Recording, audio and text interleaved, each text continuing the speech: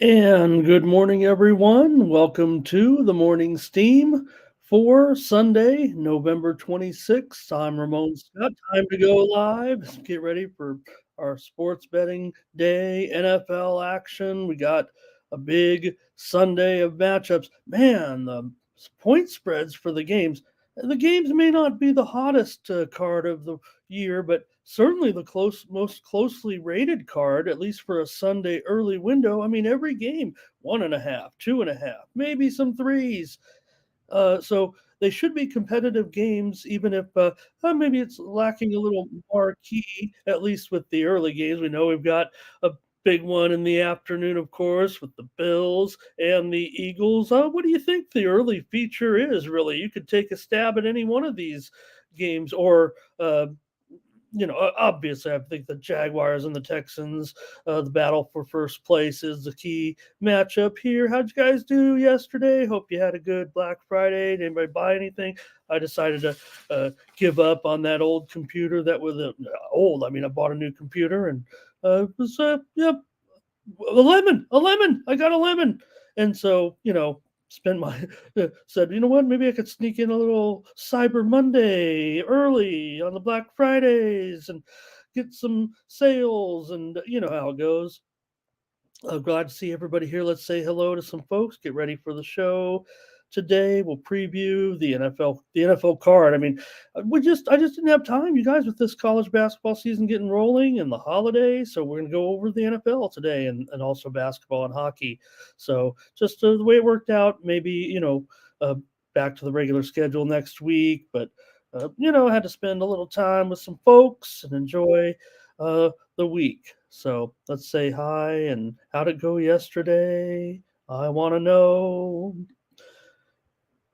It was a little bit of time, watched San Diego State last night. They sent Brady Hoke off with a win. It just didn't work out for Hoke. He said he's retiring, but he could have something left in him, I would think. I think it was just kind of a mutual parting of the ways uh, down with my team. Yeah, and let's say hello. Let me kind of get rolling here. There we go. I'm watching Formula One. I just turned on the Spurs game against Villa and saw that Terry Venables had passed away. Played for Spurs, managed England, managed Australia, managed play Chelsea player. A little bit before my time as far as a player, but coach when I was growing up into English soccer a little bit. So, but I just saw that they were flashing that on the scoreboard. So let's see here. I just wanted to, well, that's kind of a breaking story here within the last few hours. It looks like maybe passed away last night. Okay, Terry Venables. 80 years old. Okay. Certainly a little bit of a name. If anybody watches that for his mostly a managerial stint as far as my generation. But all right, let's say hello to Blake is here. He was first talking about the balls yesterday. How about it? And what else with Ferner? Yeah, well, yeah, Utah coming in with that fifth string quarterback. Um, Saw more of the Sanders brothers on Google shopping commercials than we did in the football game, huh? Josh Lauer here today, as always. Ferner can't be Salty because that's Salty's job. Matt comes in. Here's doubles today. Matt says huge NFL games. Ramon, what are you talking about? All right. Well, I mean, this is the NFL. I mean, every game's huge. As far as I'm concerned, I love professional football. But I was just saying in the early game, the early six block, I was like, well, you got Jaguars, Texans, obviously big game, first place on the line and all that. Bucks and Colts, well, I mean, there's some storylines there, and you got the two, you know, gunslingers a little bit, and the Patriots and the Giants, they got their own headline issues. Panthers Titans, that's an ugly one. Steelers Bengals, key games certainly, despite the lack of marquee power there in that one. And then the Saints and the Falcons. Oh, at least it's a division game. So, but yeah, the afternoon with the Bills and the Eagles, and the complimentary games as well. Let's see what else here. Yeah, light car. Yeah, six games. Manageable, right? This week with the Thanksgiving and everything. Ferner, thank you for your plays today as we get rolling. And Rico, I don't. I mean, every day is a day off when you're me, right? Enjoying the sports all the time. That's what I like to do. I get worried when I'm missing some games. I'm built different, maybe, or maybe I'm just evolving differently too. I don't like when I miss something, but okay. Let's go. I'm going to go over to tonyspicks.com, certainly, see what's going on over there, and you guys can get ready for the show. Get your plays, your picks, scorecards ready. Like I said, it'll be NFL, NBA, NHL. Just two games I'm going to look at in college basketball, the featured games from the tournament in Florida, including the championship game. How about FAU lost, huh? Is that right? And I think that would probably do. I mean, there is certainly a full slate of Sunday afternoon soccer from Europe, and we can get our crew maybe to keep us updated. I already saw some plays coming in from Gerardo in the Discord, but we got a full Sunday schedule of uh, football from domestic leagues in Europe. All right, here we go with over at tonyspicks.com. We'll take a look and see who did what on Saturday. Here are the moves coming in. Wow. There we go. Oh, it's Ron Crawford. Oh, wow. Okay. Ron Crawford on top of the leaderboard yesterday. Great job, Ron. 6-1, nearly 5.5 units of profit. Ramon Scott went 4-0. 4-0, just four plays on a Saturday like yesterday. Well, when you were, trying to make sure you're getting some good winning in. You got to focus, got to concentrate. A little bit tepid with some results there early on from college basketball, where I usually do so well. Here's Nick and Daniel with winning plays yesterday. Want to welcome Nasty Sports to the crew. He went winning day here. I believe maybe his first day with picks. Anyways, he's on the leaderboard here, 3-2, and I've seen him on Twitter, so give him a follow. I just haven't had time here yet, but caught him on the leaderboard.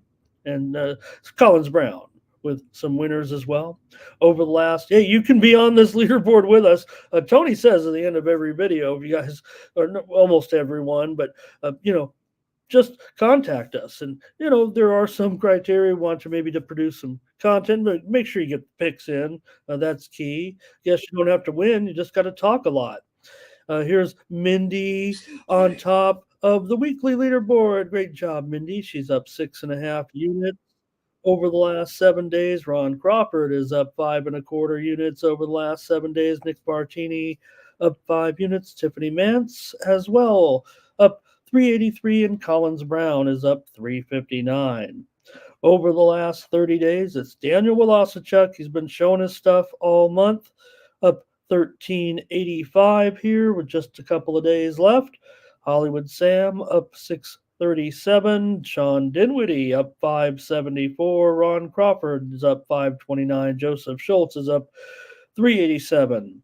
So if you don't know how we do it here at Tony's Picks, every play is worth a winning $100 unit if you're on a favorite, or 100 to win X if you're on an underdog. These are just Tony's picks, not Tony's picks. They're all of our picks, but they're just picks. No, they're not rated any differently than one another. Just show your consistency here on the site, and that's what we do. And yeah, your mileage may vary. You might get hot, step it up a little bit, incorporate our plays into your card. However it may be, we have our premium picks at tonyspicks.com. Use the promo code TonyT at checkout to save 20% off all of the premium pick packages from our crew, including 3 packs, 5 packs, 7 packs from NFL Sunday. Collins Brown, he's got his early card up. Ron Crawford, you saw how hot he was. He's got a 3 pack in the NFL. Daniel Walasachuk, a 5 pack. There, Tony T, he's got a 3 pack in the NFL today. Hey, Ramon Scott, he's been hot. He's got a 5 pack in the NFL. Early win down because he can't spell, apparently. Can't be having that. Might have to do this right on the fly. Can't have a typo, you guys. How are you going to trust your capper? What is this? The game graphic? I've got this one wrong. All right. I'll just skip down here real quick. Take a look at Ben Ruhala. He's got his 6-stringer NFL package today as well. And Everett Burton, also new to the crew over the past week or so. He's got a couple of packages locked and loaded there for today. All right. I guess I can't fix I'll do it after the show. My package over there, the 5 pack, the early win down, 5 pack of plays from me for $30. Get my 5 top plays from the early window almost every game. And hey, this is the NFL. Feel confident today. Grab this 5 pack and add it to your card if you'd like. All right, the action's coming in here for today. Let me go back and say hello to a few friends, and we'll start talking sports betting today. Here, I'm a little low. And my hair's a little high. Got my rooster tail going. All right, let's say hello to more comments from Matt. Chad still whipping my behind up here. I will say, I can. I have to pick every game. Chad can pick and choose. Swiper's right. That's the game of the day for the early card. William Dryman here today. Whip through your conversation and comments. I don't want to miss anything, but Ari brought some coffee. Matt's here today talking up the Jags. It's the first game we're going to cover, so let's get rolling.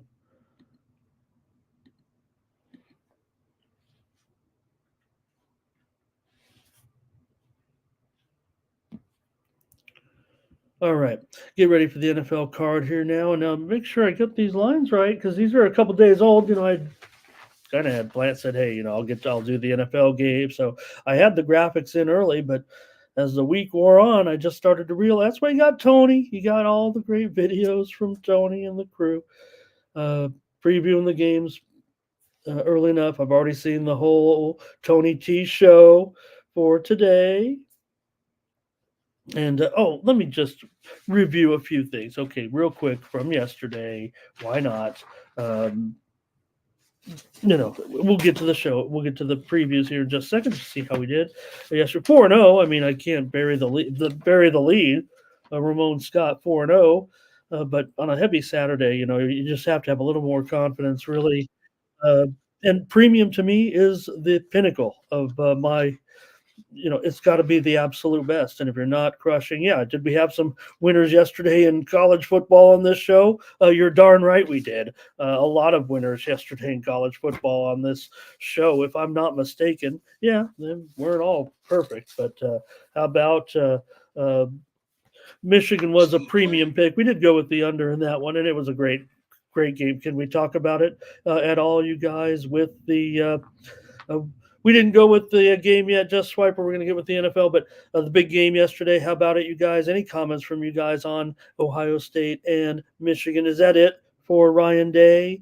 That's 3 losses to Michigan in a row. That's usually the criteria for not being able to hang around at Ohio State anymore. But this guy's done a really incredible job keeping Ohio State at the top of the charts, relevant every game, playing in the biggest games. It's just Michigan is great too. So Ryan Day maybe can avoid this situation even with, because look at the wins. I mean, come on, you're still beating everybody else, but got to beat Michigan. Still on the road, great game. They didn't cover, but they played close enough to cover, right? Everybody's tired. Are we tired of Maserati Marv yet? Are we going to go with that? Is that going to hang? Can Gus Johnson just pick out the nicknames? And, Marv has his own nicknames, right? Anyways, how about some other? We had Kansas as a premium winner as well on the show. Kentucky, Louisville over, Clemson, South Carolina under, NC State over the heels. We had over Rutgers and Maryland. These were just winners on the show yesterday. James Madison. We talked about James Madison as we see Spurs have just scored a goal here against Villa. But anyways, we had James Madison, even Carolina, Coastal Carolina had their quarterback in there at the last minute. And James Madison came, they are good and they were off a loss that ruined their only chance to make any huge noise this season, as good as they've been this time. Hey, we had Cal. Did we have Cal? We said Cal. We told you on the money line too. Go for it. We told you on the money line. Notre Dame Stanford premium over was a winner. Yesterday, Northwestern Illinois was a winner on the show. Way over in that one, wasn't it? And LSU, they got the money. They got the money yesterday. So real good day, I thought, in the show yesterday in college football. Hope you guys cashed in as well. And yesterday, also, how about the NBA card here? Yesterday, we had the Brooklyn Nets, certainly in that one. We had the Lakers on the road. We had the Utah Jazz as well. NHL winners included Bruins, Rangers over, Canadians, Kings under, premium winner, Sabres, Devils over. We also gave out the Flyers here on the show. A pretty good day there. And college basketball, again, probably taking a little bit of a backseat right now, and maybe we'll talk about those games in just a few moments. When we talk about college, I'll be looking for some things to talk about maybe with college basketball. Oh, wow. Okay. Wow, Fernando, look at that. Oh, okay. I see it right now. You're ahead of me. Boy, that was quick. And nice to see as always, Fernando. And maybe, I don't know, didn't do too much of the coverage. You guys weren't here yet, so I didn't really run down the games too much. But obviously, there's games underway right now in France and Italy. All the big leagues are underway at this point today. Other top matchups today include Sociedad against Sevilla. Here's Everton and Man U, Hoffenheim and Mons, and Roma and Udinese, and Real Madrid's going up against Cadiz. So Lyon and Lille today, Juventus and Inter matchups from the leagues. All right, let's get going here. I wanted to get going, but I want to pretend like I know I'm covering everything. Even if we can't get too in depth, we got our guys to give us a little soccer action. I'd like to do more soccer. It's just we don't really have a great menu here, and you guys are more interested in U.S. sports as I am as well. Let's get to the big game today. Just start us off with the Jaguars and the Texans. Don't say Jaguars, okay? That's what they say. The big matchup here, right? Hats off to the Texans. Thank you, Gerardo, for your posting there. Gives us a live bet right now if you want. Can I pop us in the Discord here real quick? I know I'm all over the place right now, you guys, but just want to just see this because the plays are coming in right now.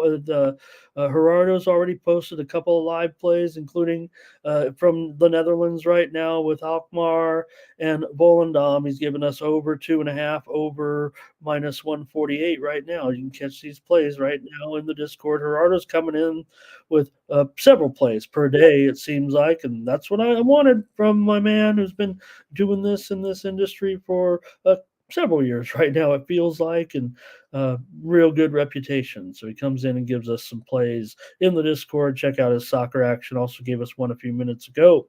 All right, here we go.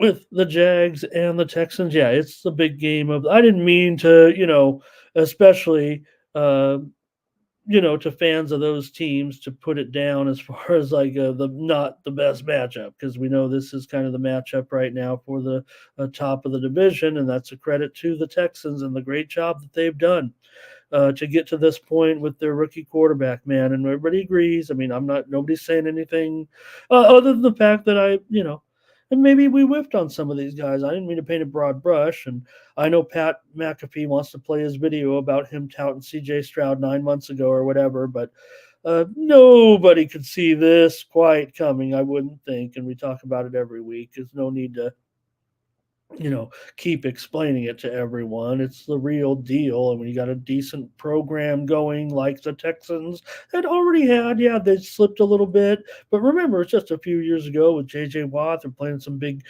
games, some playoff games and everything and having success. So this Texans organization knows how to get it back on track. Got it back on track here very quick, and right now they're playing in the biggest game of the season today against the Jaguars. So certainly a playoff caliber team with championship potential, given their success last season and their good record this season, despite some early struggles.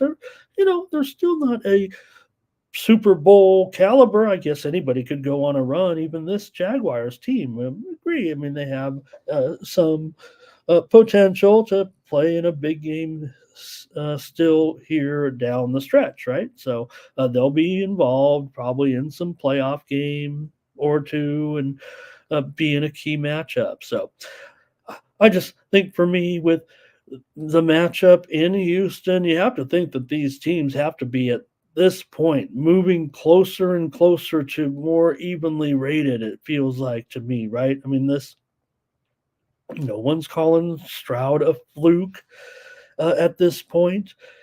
And the Jaguars are good. They've had a lot of vulnerability. We've seen some games out there, maybe early on. Maybe they're a team that's continuing to improve as the season goes along here. And that's what you want to do, right? And I think that we can say that, even though it's been a little bit up and down. They've won and covered 6 of their last 7 games, have the Jaguars. So they're in great form. They're in really playing some of the best football in the league. Terrell, great. There it is. He said it. He said it. And Fernando says go over. We're still dealing with a rookie quarterback here I won't say rookie. I mean, he looks like a veteran. Looks like a 10-year veteran out there, right? To a certain extent. But still going up. The Jaguars defense is pretty strong, pretty good defense, and the Texans defense I think also is pretty good. So it's such a high total for me, really. To me, I don't think it feels like the quarterback, as good as Stroud has been, as incredible as these numbers are, you're still involved, I would think, in one of your toughest games of the season. I mean, but man, he goes out there and throws for 300 yards every game.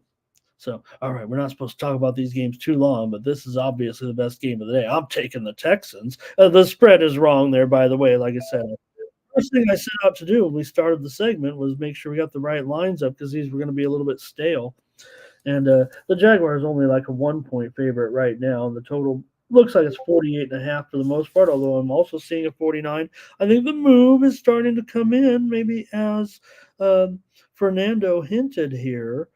That maybe it is going to go, or the move anyway is coming in on the over. There is Salty. He's the only one that can be salty here. But remember, I tried to say it was Salty's demeanor. But of course, he's a saltwater fly fisherman, I believe. He told me. So, but he's also a salty fly guy, which is kind of a double entendre of his favorite recreation. Unless he's a professional saltwater fly fisherman. And Reginald Texas and under here. And same Terrell wants the Jaguars in this one. So interesting. We got some, I think it's going to be good two-way action. Yeah, doubles. We have a game here in just an hour. Let's try to get to it. You guys get ready. All right. The Jaguars.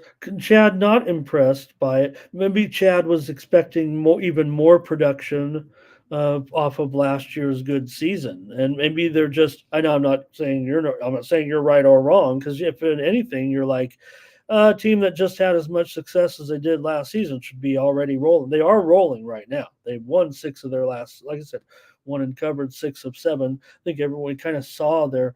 Uh, Featured games there a little bit, but I think, I have to think that the programs are getting relatively close to even right now. And now I'm getting the Texans here at home. I don't think the Texans situation is a fluke, right? I don't think CJ Stroud is all of a sudden going to be falling apart tomorrow. And then we'll be like, remember that? I mean, was he, Jeremy Lin or something coming out there for the first 10 games and then never showed up again? I mean, let's just hope this guy doesn't get injured. Let's hope we've got a big superstar on our hands because nobody deserves it more than this guy.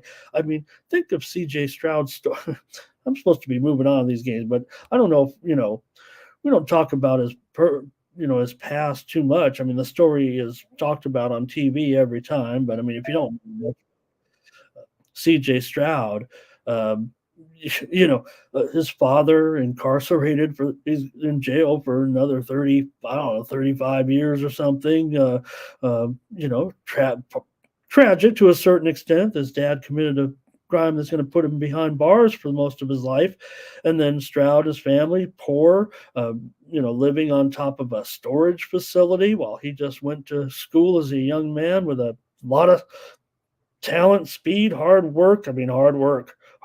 I mean, people are blessed with talent, speed, they can have arm strength naturally, but you build it up. And this guy is a self-made man. I think that's why when you hear him talk, he's so humble and quiet and professional.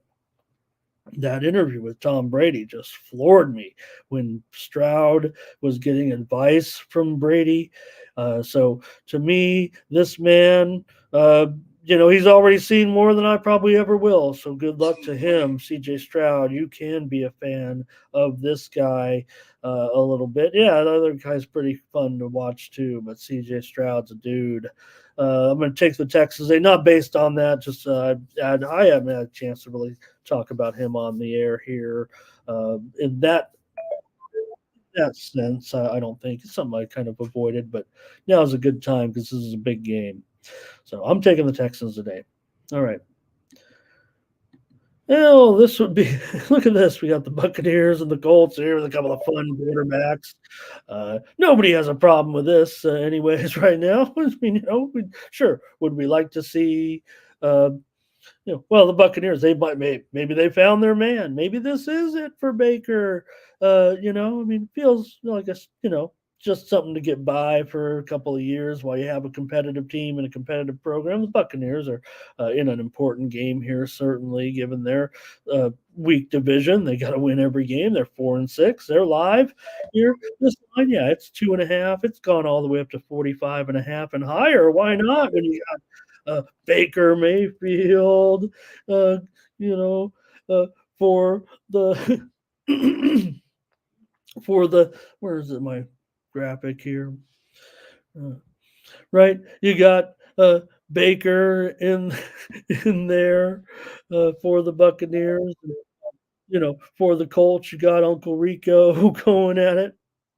So why wouldn't the total be going up for these guys? They're not going to stop throwing the ball today, are they? You'd think that they would run the ball, given the Colts' weak run, right? Pretty weak run defense, certainly, right? And well, you'd think that the Colts, you don't want to rely on Minshew to have a big game. I mean, you got Jonathan Taylor, but where is Jonathan Taylor right now? Look, when he's carrying the ball, maybe there's a little bit of maybe they don't want to run. I don't know about rushing him back. I mean, you are the Colts and you're in a key situation here, but he's not rushing like he was pre-injury. He's not getting 100 yards like he used to. Maybe they know they can't, run this guy into the ground, but the pressure is starting to build of the season right now. They're 5-5. They're favored to win this game, but Taylor, he's looked good when he's handled the ball. He's just maybe not getting the volume, maybe not getting the big plays also to a certain extent. So the total just keeps going up and up here, it seems like, doesn't it? Blake says, give me the under. And that's important, remember, because, um, you know, for Blake to come in here. Let me see. What do you say? Under? Okay. I was gonna, I was gonna say that. Oh, and there it is. Daryl went over. Okay.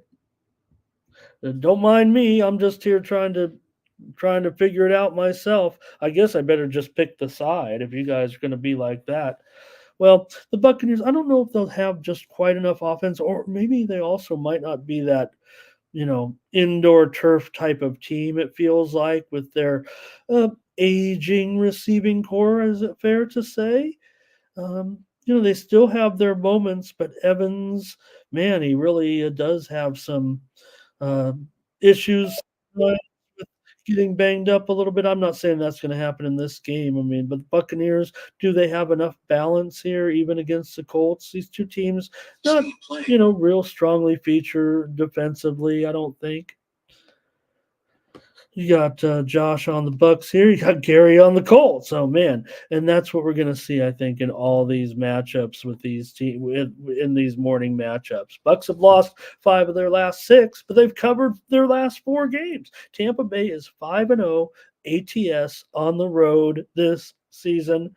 Uh, just 2-3 straight up. So usually they're getting enough points, but to be, here is the spread is thin, but it's still enough, right? I mean, this one, 23-22. What is it going to be? 22-21, 23-20, right in there. What is it going to be? Thank you, Perky, for your early college basketball action there. Appreciate it. So the Colts, they've won their last 2 games, but they didn't score any points. They really, they did it with defense. So I think they're playing a little bit better defense here of late, especially at home. Can't tell you that Minshew's a winner or anything, at quarterback. I mean, the guy's like, what? I'm not even 40%. 3-3 this year, though. So Colts have lost 4 of their last 5 at home straight up. There's a lot of quirkiness to some of these trends with these guys, but I will say Tampa Bay 8-2 to the under so far this season. They come in with a 4-6 record overall. Like I said, pretty important game for them. Colts off the bye, 14-3-1 against the spread in the last 18, coming off of a week off. So Colts, though, just 9-12 against the spread in their last 21 games in spreads of 3 points or less. Just 4-7 against the spread in their last 11 as a home favorite. So it was they're just like you get, just like the spread, just like the opinions in the chat. Um, Definitely 2 ways to look at this one. I'm going to lay the points with the Colts here. Probably think they'll win a close game. It's pretty uncomfortable. I don't want to go premium here. I'm going to, probably look to the total in this one, but I'm going to take the Colts here. And Ferner's got an under, so don't trust Baker right now. And this one is maybe on the road. Ari says take the unders when you're talking about Indianapolis right now. And I don't worry about. I know there's some big time trends on this game in the series history, but I in interconference games, I really don't use series history, too much unless it was. You know, they rotate that. If you're talking, it's usually every 3 or 4 years you're playing a team. So that one is a little bit tough for me to swallow. Okay, I'll take the Colts here. All right. Well, now we're talking. We could find some storylines here, can't we? The Patriots have moved to a 4, maybe even a 4.5 point favorite in this one. I guess with the announcement today that Mac Jones was going to be in at quarterback. I mean, everyone just started rushing to the window because, I mean, who can't get enough of Mac Jones as a road favorite? I mean, it is the Patriots. I mean, the Patriots, remember, they have one of the greatest coaches of all time. So any minute now, they're going to turn it around and just be all back to normal, despite a 2-8 record this season with a spread record that to match, or just about. Going up against the 3-8 Giants and the much and oft maligned Tommy DeVito. I don't know. He looks serviceable out there. I mean, half these guys don't know what they're doing anyways. So remember, you're talking about one of the toughest professions in the world. We're only about not even a dozen guys can do this job properly. So everybody's kind of marginal, and Tommy DeVito gets out there. I mean, practices just like everybody else. He went to college. I have reported incorrectly here last week that he went to Rutgers. I know he went to Syracuse. I'm old and foggy and brain dead. He did. He also, he didn't just go to Syracuse. Uh, Went to where else did he go? He had another stint somewhere, so I don't even remember. Anyways, I'm more worried about Tommy DeVito right now, and I don't have a problem with Tommy DeVito against the Patriots. Come on. Patriots aren't doing anything special. They're not going to cover anything. They'd be lucky to win this game by a point or two. Final. This is going to be ugly. This game's going to be, 9-7 in the third quarter, probably with nobody winning. Come down to a 10-9 or 12-10, 15-13, something stupid like that. This is one of the worst games. It's hilarious. I'm sorry to Patriot. You've had your glory, Giants fans too. Here's Blake. Take the money line. I mean, this is a coin flip. Daryl says he likes the Patriots. Blake's on the Giants. So we can make fun of this game. We got to pick a winner. Who I'm on. I'm on Tommy DeVito. It's only a matter of time. You're all going to regret it. Tommy DeVito develops into no, probably not, but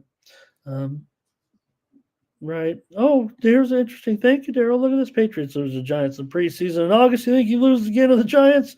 He likes the Patriots and the under. Nah, I don't look at it like that anymore. I mean, if people are talking about Belichick looking for a way out of this situation, I think there's some warning signs, and look, uh, Bill may not ever coach again. I mean, there's no need. I mean, what is there? What is in it for Bill? Unless you can line up some Super Bowl contender, I don't think he's interested. He's not an old man. I mean, he's out there creeping, right? And out there creeping in the middle of the night. So still got some game. Steam play. Yeah, let's hope they get him again. Me and my turnover margins. Me and my turnover margin statistics, Terrell. It's like my favorite thing. New England is -6 so far in turnovers this year.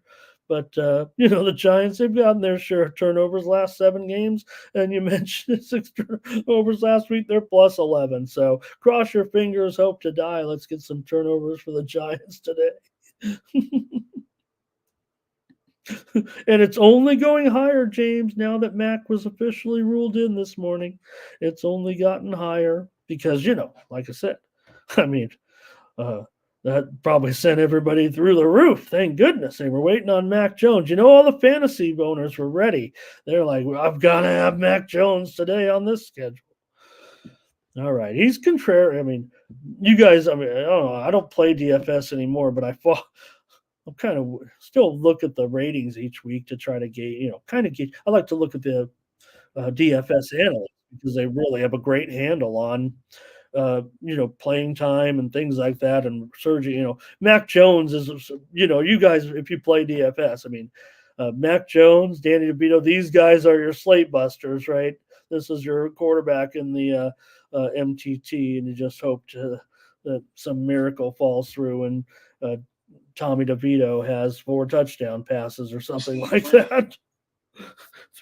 Throw $10 on that ticket and just hope for the best. All right. Keep it going. Oh, Salty, that was a pretty nice pass though last night. Okay. Panthers and Titans here in this one with a couple of rookie quarterbacks. Hello. more rookie quarterbacks. Which quarterback's you going to take here today? If you got all these rookies in there, it's going to be Bryce Young against a I don't know, Tennessee defense can still do a few things here and there, right? And well, I mean, obviously with this, uh, matchup for two of the worst teams in the league, uh, this might be a chance for these quarterbacks to shine, but it doesn't feel like it. Whatever is going on with Bryce, is it a problem with just pretty poor offense in general, and the defense hasn't. They have good numbers. Some of these Panthers on defense, right? In fact, in some of the categories, are even top 10 defensively. So. Who's going to score in this game? Is it going to be Will Levis? Is it time? I've been trying to talk up Will Levis all season, or well, at least since he's been in there. Maybe I was too because I don't know, it was kind of a popular guy to latch onto a little bit. Like, watch out for Will Levis. I mean, we all liked him at Kentucky, and if anything, you're like, boy, only if Will Levis would have been in a real. And Kentucky did a nice job, and they're not just those basketball Wildcats, right? So been playing decent football over the last several years. So you're like, well, what if Will Levis would have been, with a quality a better school, a better football school, and how would it have went for him? And he's an NFL prospect, so maybe I was just a little bit too hot early on a guy like Will Levis, like a lot of the wise guys, sharps. I don't know what they are, but nonetheless, here you do have to lay the hook, if I'm not mistaken. Still with Will Levis, that doesn't feel too comfortable, but what are the Panthers going to do right now? It just seems like they're just not doing enough, period.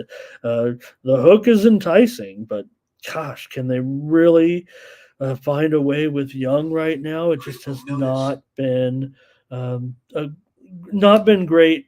You're not going to give up on Bryce Young. They've already come out and said they're totally satisfied with their pick and blah, blah, blah, while CJ Stroud lights up the league. But who knows? Maybe, Stroud, maybe reverse the roles. Maybe, well, it doesn't look like it. Carolina's 0-5 straight up and 1-4 against the spread on the road. Their road losses have been by 14, by 10, by 18, by 21, and by 3 points. So up to you to determine, can this hook be overcome if you want to lay the points here with the Titans. The Panthers have been getting off to slow starts because of that offense. They've been outscored 102-46 in the first half. Carolina, with Young, barely averaging that magic number, that just over 5 yards per pass attempt. Titans have lost 5 of their last 6 games straight up, but they are 3-0 straight up at home this season, winning by 3 points, 5 points, and 24 points. So maybe the Titans, who know they're great as a home favorite over the last few years here, real strong. Not long, well, no, I guess long term of late they haven't been as strong, but 14-11 against the spread against non-conference teams. I'm not impressed necessarily by that. 7 of their last 10 games have gone under. Panthers have gone under their team total in 7 of 10 games. I'm going to find a way here to. I'm just going to lay this hook. I'm going to buy it down. Certainly on the show, I'm going to lay the hook. That's what I tend to do. Make sure lay the toughest spread here for you guys. But man, it does feel like. In an NFL game like this, it's not something you want to make a habit of. And I'm still going to do it, though. It looks like the Panthers, I'm just not sure they can get enough going here at this point. Maybe it could be a 4-point win. It doesn't feel like, right, even if the Titans are winning by 8 points or something, or not 9 maybe, that the Panthers, or even if they're going for a game-winning touchdown, that, they could get that or the back door or something. Titans don't feel explosive enough, but I'm going to lay the hook here. Just take a little bit of a chance, it feels like to me. Critical notice. All right. Anything from you guys here? Salty? All right. And of course, we do have Blake here today. So, Rico, I went with Tommy DeVito and the Giants, of course. They're going to be starting to blow up the Patriots like they're, uh, you know, 7-4 this season. Imagine that, the Patriots with their 2-8 record, favored by 4.5 on the road. Blake went under. He's our Tennessee correspondent, don't forget.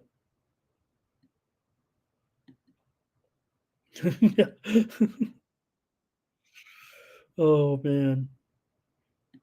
I will say that there is some argument, some of the analysts, that against weaker teams, it makes sense. I mean, I guess like everybody, right?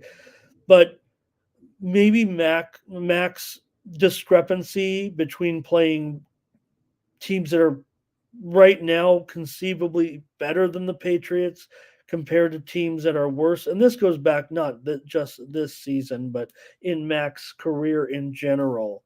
And it could be said, but his discrepancy of when he plays against better teams, he's getting crunched. But when he plays against worse teams than perceived, maybe as a favorite, for example, that Mac, uh, given his lower expectations, sometimes supersedes those expectations. So against bad teams, Mac does come through a little bit better than normal, while against good teams, especially right now where they're really bad, they are really embarrassed because it is, anemic, and we're all wondering why we're sticking with Mac.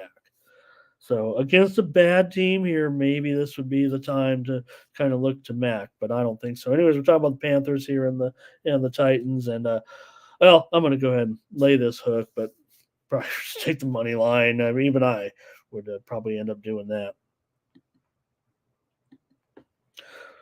All right, we got the Steelers here. We're going through the whole NFL card. So continue to be ready here. Steelers and Bengals here, and the Steelers on the road. We know the story here with this one. The Steelers now a 2.5-point favorite, and the total currently at 36. Did we miss something here with the line movement? Did the Steelers all of a sudden, maybe they said, hey, the Steelers got into a big fight and an argument, let's steam them a little bit. Maybe they're mad enough. I don't know. When the day before the game and it comes out that, a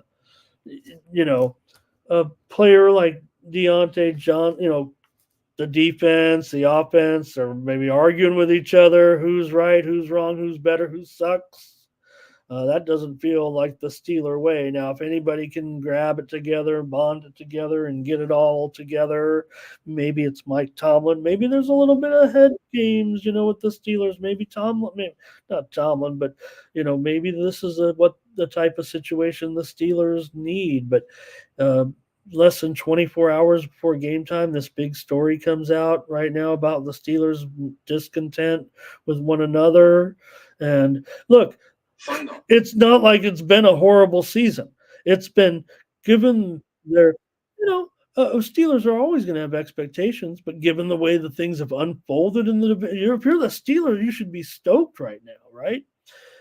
Given your 6-4 record, the fact that you haven't outgained an opponent all season long, and now you're a 2.5-point favorite on the road against a backup quarterback in an important game, in an important division game. It's about as good a situation as you can get, and these guys are yelling at one another. So I'm not buying it. There's a problem. That's a problem. I'm on the Bengals and Browning here. I expect the Bengals probably to have a big game here. I think that's a problem. Where there's smoke, there's fire. And I bet the Steelers will fix it. Because when they'll get back home, they'll be back home, whatever, they'll be in some, they're going to win the division with some, bogus record 9-8 probably, or something like that, or, get to the playoffs or something. Well, probably they're doing pretty well. You know what? Pickett, what are you going to do? That's your guy. You got him in there. He's supposed to be Pittsburgh guy. Maybe he doesn't get along. Remember, he doesn't even get along. There have been Pickett and Pickens have been going at it apparently. And Pickens looks like a great receiver that's still learning how to do things. So there's no problem with you can grow with Pickett if you want a little bit. I don't think the Steelers necessarily want to give up on the situation. You invested so much time into it. But the Bengals will certainly still have to adjust here with their situation with Browning in this game. I thought it was okay in relief of Burrow, but the Bengals, they've lost their last two games. They've given up big points, 30 and 34 points, but they're not going up against a high-powered offense really here. So it'll be Browning's first start. Remember, he was at the University of Washington, pretty prolific quarterback, certainly. Bengals, what they're doing is taking away the ball, and I think that's what we might see here today. Maybe capitalize on some turnovers here. I'm going to take a couple of points for sure with the Bengals. You know it. And I'm going to buy it up to those key numbers here. Remember, for all the problems I'm talking about just over the last 24 hours, remember the Steelers already replaced their offensive coordinator this week, so they're implementing whatever they're implementing. I'm sure they won't deviate too much from what's going on. The last three games, all they've done is run the ball anyways. So right now, 8 of the last 10 games for the Steelers have gone under the total. And Bengals have been going over of late, but we don't really know what's going on with them, right, given their situation. And they've been starting the games hot, but those are with Burrow for the most part. So I see Pickett coming in here. They're showing him on one of the NFL shows, walking in. Says 6-4 there on the screen, and 13-9 overall for Pickett. So why wouldn't you, if you're the Pittsburgh Steelers and you got a guy putting wins on the board, you just roll with this guy for a little bit in this one. He might not be what the Steelers have had at quarterback in their history, but you've committed to it. And unless something falls into your lap, just try to work it done. Steelers are also strong in turnover margin over the last several games. So I don't think I called the Bengals and those great numbers, but it's kind of went both ways. But I want the points here in this division for sure. Here, like I said, remember, I think the key thing is how long before the bubble bursts, right? With the Bengals have some issues too offensively. We don't even talk about all that. And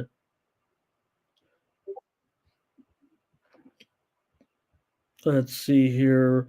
Yeah, Gary talking about Burrow not, of course, missing the game. Werner was, talking about. Yeah, you know what? I think the Bengals just didn't know what they were doing in that situation, right? They might not even known, it could have been a situation where there was some discomfort and problem. Obviously, wearing the thing on his hand, it got all blown out of proportion. But what were you going to do? Report all that would be a report that said Burrow wrist, right?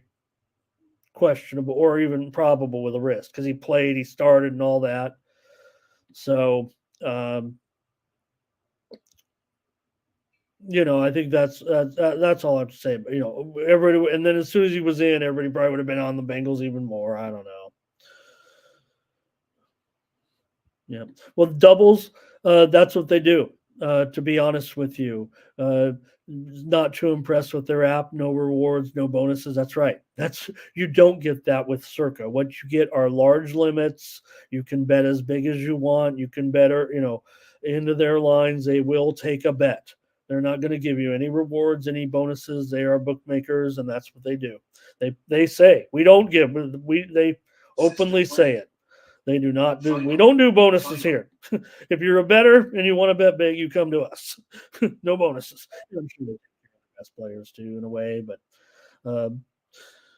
maybe more on in other ways. But that's the way Circa does business. Believe me.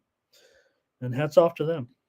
Okay, I think we talked about that one enough. Let's go to the Saints and the Falcons here in this one, where you know what, the Saints own the Falcons pretty much for the most part, but still got a division game here. Good, important division game certainly for these two teams.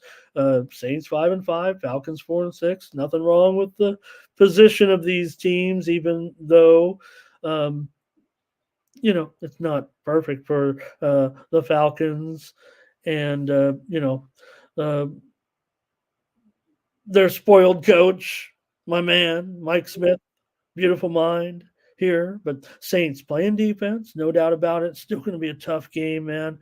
Saints here favored. In fact, they're favored. Let me just move it to the favorite 2-42 right now for the same. Remember, I had these lines entered in from a couple days ago, ready to do it. So Saints have moved to a road favorite. How about it? I mean, okay. I guess everyone, yeah, the Falcons haven't looked that great. They've gone back to Desmond Ritter, which is the right call. Maybe he could have called me there, but or is it the right call? There were some signs that would have point to, um, some of the statistics of Heineke, especially given the fact that short kind of you know, late in the season getting a start and on the road that his numbers maybe still were warranting enough to get on board with him here. So I don't know why, Ritter, though, remember he's won all these games at home at every level of competition, but hasn't necessarily been the case with the Falcons. And um, they're looking for other options. Certainly, it feels like in the future, but you got to go with this one right now. Falcons, hey, they're the king. They're playing close games. They're going to be competitive in this game. They've lost their last 3 games by 5 points, by 3 points, by 2 points. Uh, you know, uh, sure it'll be just like that here in this one. Derek Carr's in. He's got, we had a concussion, and we know Derek Carr, you guys. Nobody's going to say, like, oh, just wait. We're done saying just wait about Derek Carr, right? We know what we get with Derek Carr. We're gonna get some plays, but maybe we're gonna get some turnovers too. New Orleans 13-4 against the spread. Their last 17 games as a road underdog. Not anymore. Falcons open this game as a 1-point favorite. Now, who is favored here? It is the Saints. Yeah, maybe there was some pick'ems too. I shouldn't even had that stat ready to go in my notes necessarily. Atlanta's got some real problems uh, covering games kind of at home, but they are 9-3 against the spread. Their last 12 games off of a bye. I think the move to the favorite is wrong here, and I'm going to be on the Falcons. Could be a close game, could be a 1-point game, two point, anything like that. Not gonna I want to buy some points here in the NFL for sure, but I think the values with the Falcons, the move is on the Saints. I get it. I mean, they're the team with a little bit more established defense as far as and the statistics too.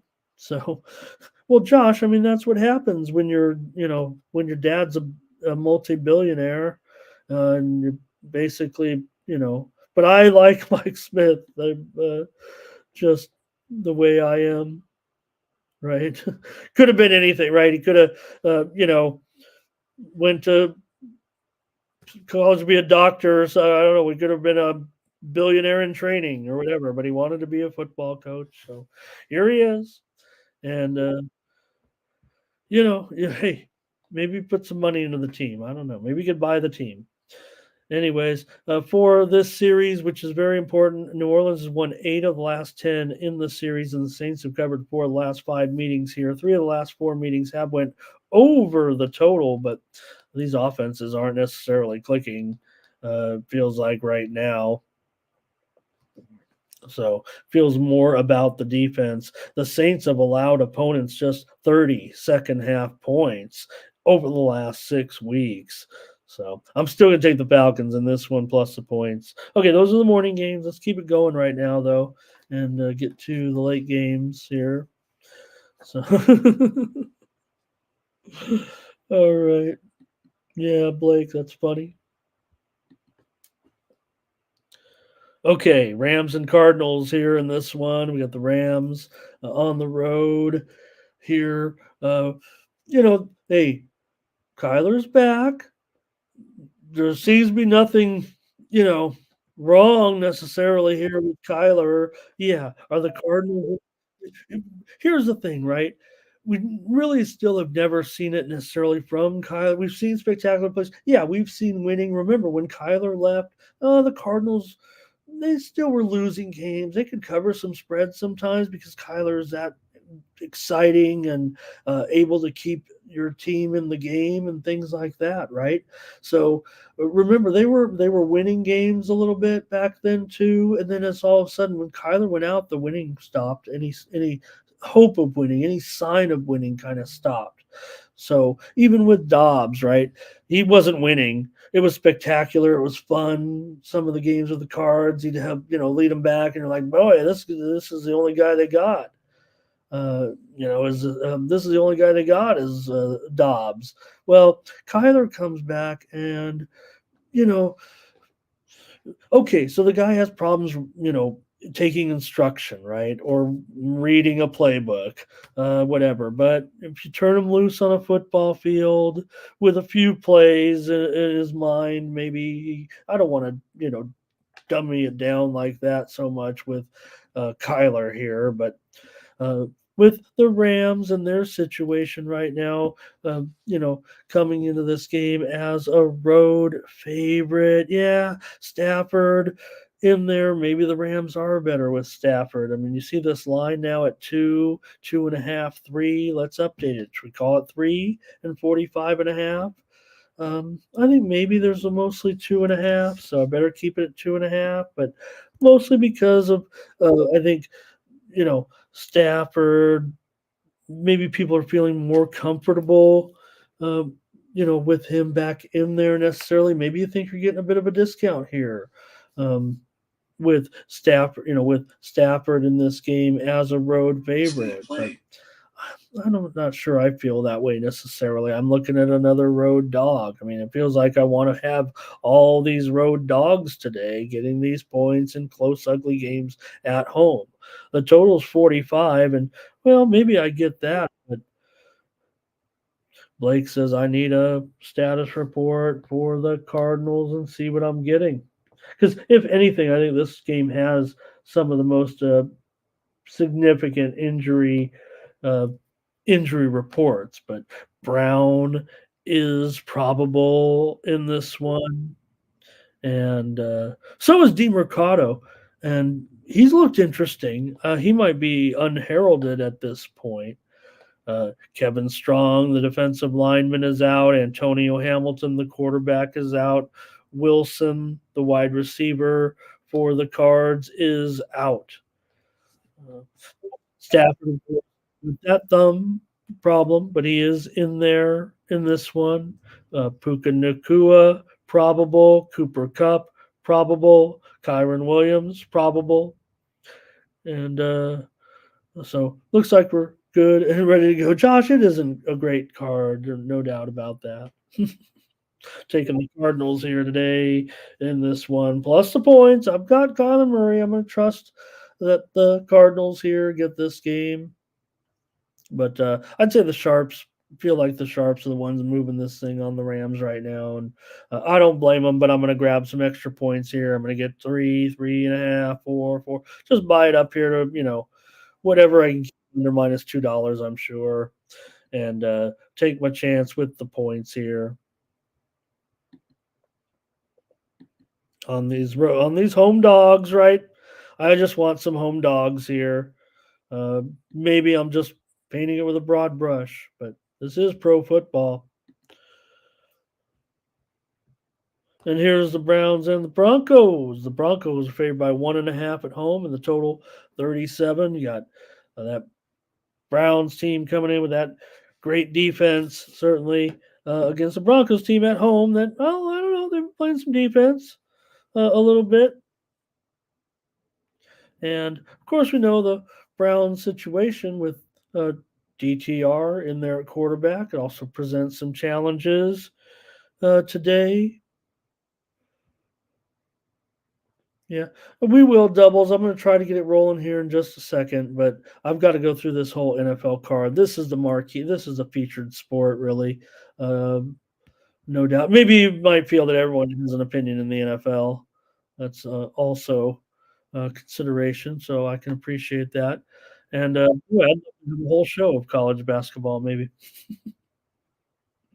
All right. Anyways, let's get down to business here with the Browns. Don't no doubt still coming in with a 7-3 record. Hats off to the Broncos salvaging this a little bit at 5-5. I prefer the defense, so in this one, with the Browns, I am a TR supporter for the most part. I think, maybe, he has a bit of a future here. We know Watson was overpaid. Maybe he's still gonna get in there, and Matt says, "Don't series history, Broncos own the Browns." Blake's on the Broncos here. So, yeah, that's the problem here, right? When the quarterback on the road, you're going up against a veteran quarterback here, and the Broncos have been doing such a decent job. Um, give a little bit of credit to Denver for what they've been up to of late. Again, yes, the Browns defense, it does look, you're worried if you're if you got Russell Wilson as your quarterback. Fortunately, you've got DTR, even though I'm backing DTR in the long run. Um, Look, I think the defense is obviously legit. There's no problem here. Broncos have been doing just enough, and maybe Russ has been doing just enough. He and Terrell are going just enough here with the Broncos to get this one done. He'll even take him on the money line, but I can get here, right? Uh, just laying one. And it is interesting that they are still favored, right? Because Ari says, trust the Broncos? Come on, but they are probably for a reason, probably for that the advantage at quarterback. I know tough to say with Russ because of the way he's looked, but again, maybe the thing, Russell Wilson was good for so long, and yeah, he was kind of good away, but I think he is the type that you look at Russ, and whether he's, getting to a point where he's, older now and maybe always on the downside, but still could be a thing where Russ needs reps type of thing with this just enough better. It feels like the things are stable. I mean, they're 5-5. Did you really think the Broncos could be 5-5 here? Well, maybe in the NFL. The way things started with the disaster and following that as well. So this has been a big time recovery. They've won 4 straight, and they're allowing under 20 points a game in those games right now. They kicked 5 field goals last week, and here they are at home again. Matt says you got Mile High Miracle, and you can always boot one from 55 if you're Denver. So let's take Denver. Last 3 games +9 in turnovers. I kind of like that. Broncos not too great coming off of a win, but the Browns also 3-9-1 against the spread in their last 13 coming off a win. So I'm going to go ahead and take Denver in this one to bring the Browns down to earth a little bit here. Okay, well, that's right. I should just say that, fair enough. Matt is our Denver correspondent, so maybe he talked me into it, but more so, I'm taking Russ kind of over DTR, not long term. I'm giving DTR a chance here to be something. So, yeah, Perky. Look, I mean, the man has bowel issues, but he does fire at the window, big time. For you guys, when Perky's in here, we can have fun with Perky, even at Perky's expense. But don't make any mistake. When Perky gets to the window, he fires large. Believe me. All right, the big one. We'll talk about the big one here, even though we got the Chiefs and the Raiders too. We're just kind of keep it in order here. But Bills and Eagles, this is a big one. We'll spend at least 5 minutes here on this one, won't we? I don't know if we can go that long. We got to get to that. We got to get to that college game coming up at the bottom of the hour here, but Eagles favored here against the Bills. Game of the day, one of the games of the year, certainly here in this window at Bills. Down to 3 now, 3-49. So We can talk about sometimes the Bills' issues on the road, and maybe the Eagles have had a few, um, close calls against good teams. But are we really throwing the Bills right now? Can we keep them up there as one of those elite championship? Everyone wants to knock them down a rung. This 6-5 record right now. The price looks cheap considering the direction these two teams are going right now, necessarily. Blake is here with the Eagles, and here's Werner with the Eagles. Feels like the Eagles would romp here, doesn't it, in this game, you guys? I think for more so, I think we'll see a big time output of points here in this one, especially from the Eagles. I just see no way around it. I feel like these two, this is going to be a high scoring. Look, I could just look at the points produced, right? Do I need to handicap the game even? Why don't I just look at how many points the two teams are scoring? That feels like it's a lot easier right now. And you got two of the highest scoring teams in the league, in a league chock full of unders. And I don't care. I'm going to go over. Talked a little bit about the late window games and how those have been going a little bit more over.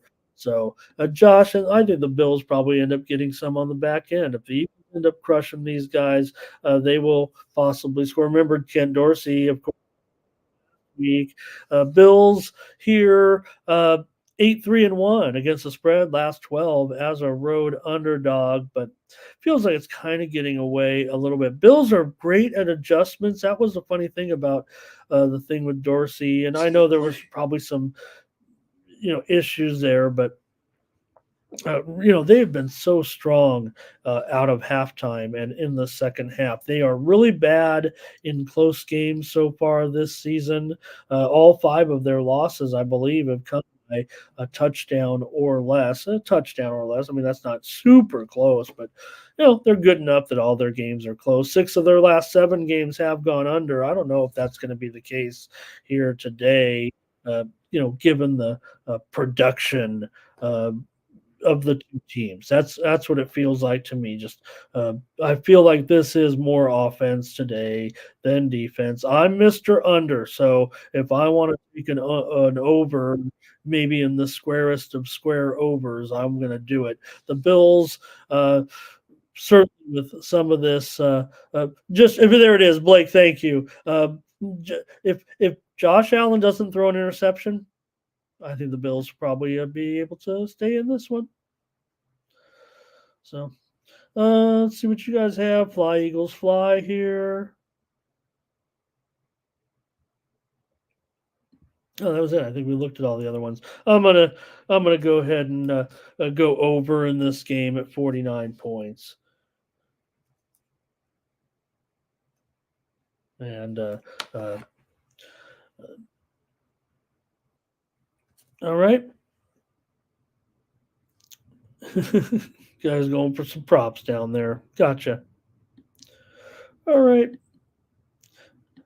Last afternoon game, Chiefs and Raiders here. And the Chiefs are a big road favorite, of course, against the Raiders. But, who wants to trust the Chiefs in this role as a road favorite?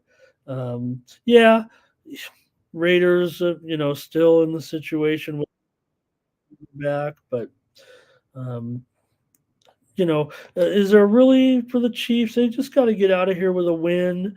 There's certainly some issues for the Chiefs this year. I mean, they're not. Uh, well, I don't know. They're still uh,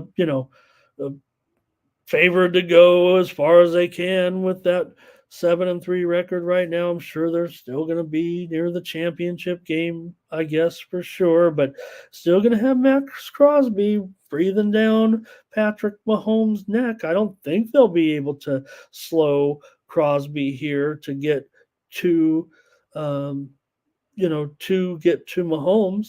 I would think he should be able to harass him enough. Now, Kelsey does own the Raiders, but it does feel like the Raiders know everybody knows that Kelsey is having whatever, a downturn ever since Swift came into his life. His stats have gone down. That's all. Not saying there's any, I'm not coming back to this. Maybe she'll be, I mean, this game's in Las Vegas. every week I've checked, to see if will Tay be at the game? Will Tay be at the game this week, Google? Okay. And we'll see. This game's in Las Vegas. I mean, it seems like, why wouldn't you come to this one? Man. All right. Anyways, I just feel like Max Crosby will be at the game and he'll be in the backfield, making it a little bit difficult. So, all right. Anyways, I can't believe this many points with the Chiefs here with that uh, pass rush of Max Crosby. I think that they'll be able to stay with them here. I don't. I kind of want to believe in Pierce, but I just don't know if it's real as far as his coaching. It might be that, you know, it's not like the Raiders skimped on a lot. Like they have some good personnel, right? I mean, everything pointed to the Raiders trying to build this situation up. Now, granted, I know we've ended up with the O'Connell situation, O'Connell here, but and that could be a problem. But is there that much of a difference right now between the two clubs? Raiders still managed 5 victories here now, getting it together with Pierce. So again, if you got good assistants, you can be a rah coach as well. Not that Pierce doesn't know a little bit about defense. Certainly, I mean, it certainly was a champion linebacker. So, all right, Chiefs receivers, they can't hold on to the ball. Don't forget that's a problem. Okay. Give me the Raiders in this one. They've covered all three with Pierce so far.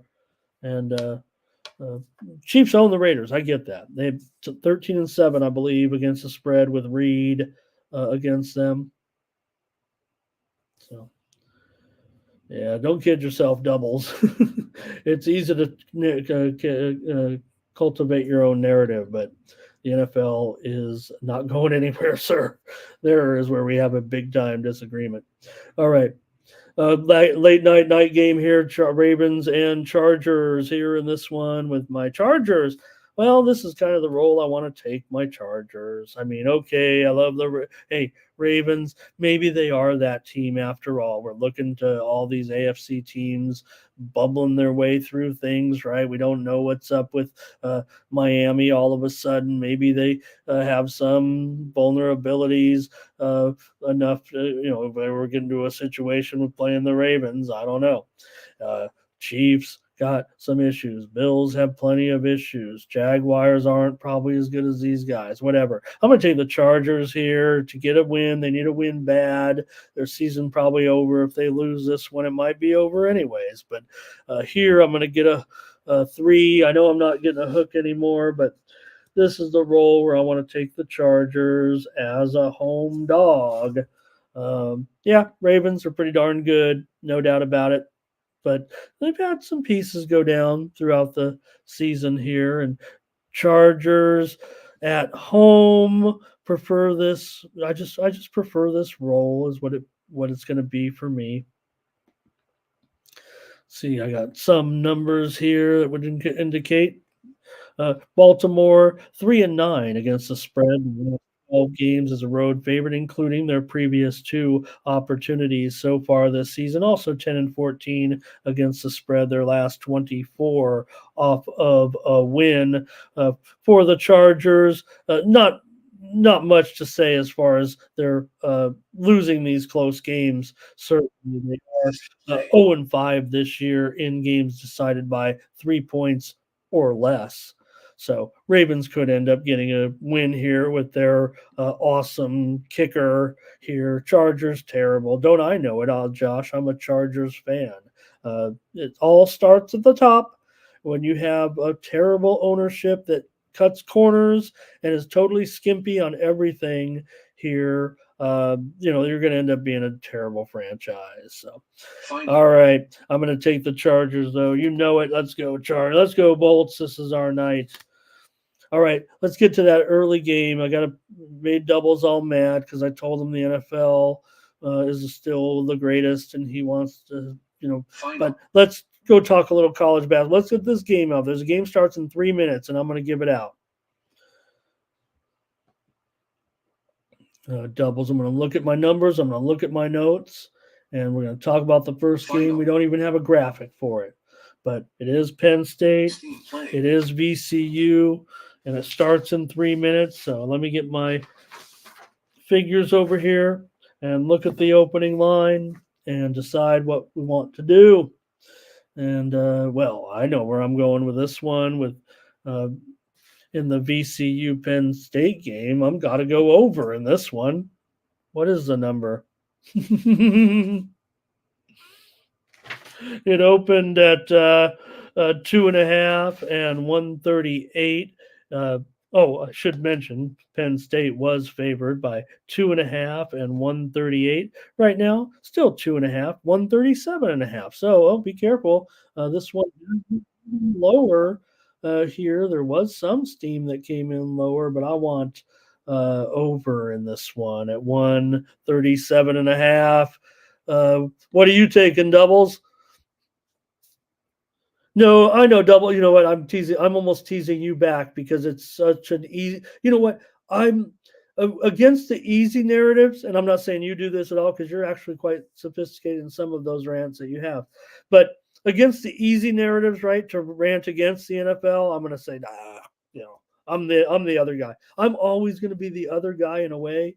I'm going to take the obvious road. Anyway, oh man, that's mean. Don't do it like that. Okay. Anyways, what do you have, guy? What do you have, Matt? What do you have doubles? I mean, in this one, I'm going to take over with Penn State and VCU. Sharps are definitely moving, I feel like, on Penn State in this one. It's gone up from 1.5 to 2.5. This one is just about to tip. So I'm going to go over here. Gosh, I want to go with Penn State. I kind of want to go. Let me bring up my book in the background here. Make sure I got to play these games here with you guys. I mean, we got to bet these. Again, I bet the landscape. You guys might bet bigger than, I guarantee you, most of you guys in this chat, all the people on the replay probably bet more money on one game than I do, but not probably over the whole card. I'm betting probably more money over the whole card than shows or I play the landscape. So I'm on a lot of games. People are like, oh, Ramone's got too many plays. Look, I'm not good enough to focus in on one game and think this is going to be the game of all games. I look at all games trying to just trusting the numbers, trusting the reads, looking at market moves. 1, 2, 3, 4 moves are huge. We take it for granted. Sometimes people say, hey, I like him at 3, I like him at 4. Maybe you do like him at 5, but sometimes if it's a closely rated, you're like, no, I got to start to look at the dog. Thanks, you guys, for that pick, but let's get it rolling here. I'll take Penn State in this one to win. Looks like they're taking the action up to 2.5. Now, remember, this is a neutral site game being played in Florida. So I'll take Penn State minus 2.5. I'll take over 137. All right. And I just punched those in.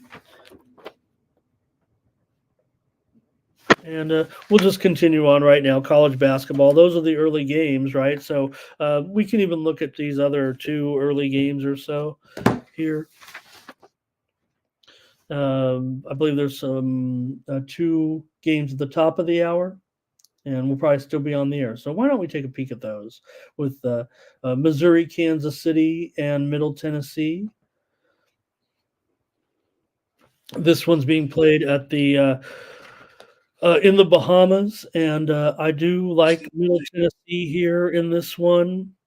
Middle Tennessee has been bet up to 5.5 point favorite now over the Roos, and I think there's some value still a little bit to that. Let me see what the line was. Oh, it was 4.5. It was as high as 6.5. Now it's right in the middle at 5.5. Oh, I like Middle Tennessee here.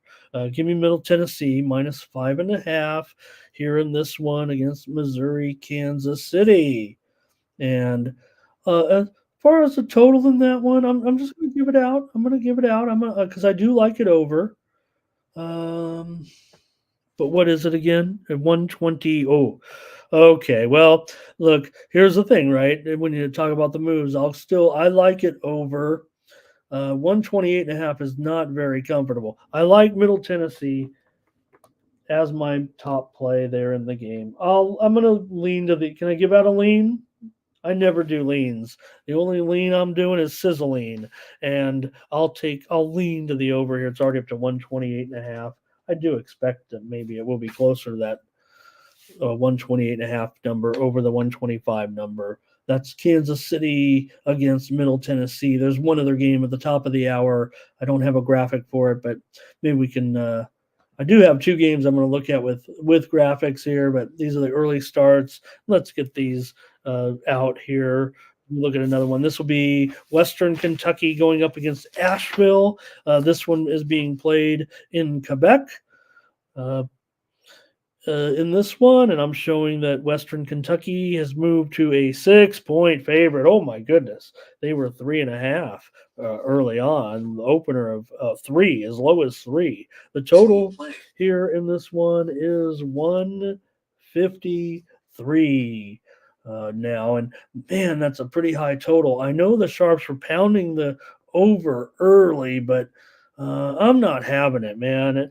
I'm going to go under with Western Kentucky and Asheville. These are the ones where they're still, it's still going to be high, but I'm going to think it's going to be a little bit too high. And I've got the under here with Western Kentucky and Asheville. I know the Sharps are all over Western Kentucky, up to 6 now. Okay, I guess they're going to blow out Asheville. I don't think so. Give me Asheville plus 6, Asheville and under in those 3 early games. Let's go to the games where I know I was ready to roll with a couple of big games today. And, well, I'm going to look first at the third place game in the tournament here in Florida. Now, this game is being played. I'm sorry. I said that Florida Atlantic lost. I mean, that was a mistake. I mean, Florida Atlantic didn't lose. This is a championship game. I was just looking at the schedule a little bit of how I had it in order, and I was like, not thinking about the fact that this game is being played second in line here after the Penn State game. This is a championship game of the ESPN tournament in Florida. It's at 1 Eastern, 10 Pacific. It's the second game of the 4 games, but it is a championship game. Of course, Florida Atlantic beat Texas A&M in the last game. Florida Atlantic, come on. They remember FAU got upset by Bryant, so maybe they're not the same Florida Atlantic of last year, but they also beat Butler so far at this tournament. They beat Loyola Chicago. I still think, and I don't know, Florida Atlantic, they still might be sneaky in a way. People forget the incredible run they went on. People forget, uh, remember San Diego State, FAU, they ruined the party last. They spoiled the party there a little bit last year. It seemed like, right? So, all right, I know I'm going on the over in this game. It can't be 151. Could it? Wow, it's down to 148. Oh, that says value. I'm going to Value Town with the over here in Florida in the Florida Atlantic game. They are favored by 3 points on the road, or I'm sorry, at the venue here in Kissimmee, Florida. And I don't know. I'm torn on the side here. Actually, not even going to give a free play out. But I am going to take in this one the over 148 for sure now. I know that the moves have been coming in on the under here, but I don't trust the Sharps necessarily in this one. I don't know if they're going to be right here. Give me the over in this game, 148. Yeah. Oh, my pleasure, doubles. Let's just get it out of the way, kind of too. I mean, don't get me wrong. Hey, don't get me wrong. With this NFL card and the way the games are stretched out there in the college basketball, I'm going to be going at it with college basketball today while watching those NFL games. For sure. Jimmy's going to bring home the bacon with the sizzling. Here's Texas A&M and Iowa State. This is the third place game at the ESPN tournament, but still a pretty good matchup given on today's schedule. I think it's the second best matchup of the card. So let's give a little preview here because I do have a pretty solid play in this one with Texas A&M and Iowa State. In fact, let's see what the current line is. This is as of last night. Final. So pick and now, 134.5. This one continues to move lower here, which, I get it, maybe, but I don't think I'm going to be, I think I'm going over in this one. I want to check the line move real quick here in this game. It's at 6:30 Eastern, 3:30 Pacific. So there's really not a lot of night action. This is near the end of the card.